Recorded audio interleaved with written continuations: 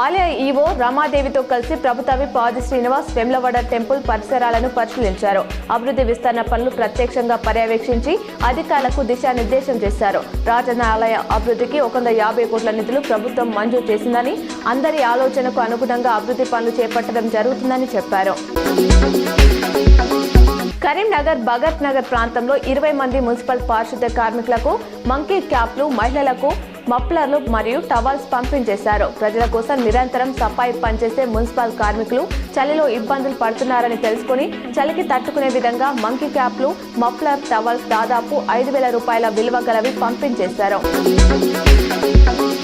Karimnagar collector కార్యాలయం సమీపంలో EVM గోదాంను డిఆర్ఓ వెంకటేశ్వర్లు, ఆర్డీఓ మహేశ్వర్ రాజకీయ పార్టీ ప్రతినిధులతో కలిసి పరిశీలించారు. డిఆర్ఓ వెంకటేశ్వర్లు మాట్లాడుతూ ఎన్నికల సంఘం మార్గనిర్దేశాల మేరకు ఎప్పటికప్పుడు ఈవీఎం, వీవీప్యాట్ గోదాంను తనిఖీ చేసి సమగ్ర నివేదికను పంపిస్తున్నట్లు తెలిపారు. జగిత్యాల జిల్లాలోని మల్యాల, కోడిమల్య మండల పరిధిలోని రైతులు, రైస్ మిల్లర్లతో జేఎన్టీలో ఎమ్మెల్యే కలెక్టర్ బి సత్యప్రసాద్ సమీక్ష సమావేశం నిర్వహించారు. ఎమ్మెల్యే మేడిపల్లి సత్యం మాట్లాడుతూ రైతులు ధాన్యాన్ని ఆరబెట్టుకుని 17% లోపు వచ్చిన తర్వాత కొనుగోలు కేంద్రాలకు తీసుకొని రావాలని సూచించారు.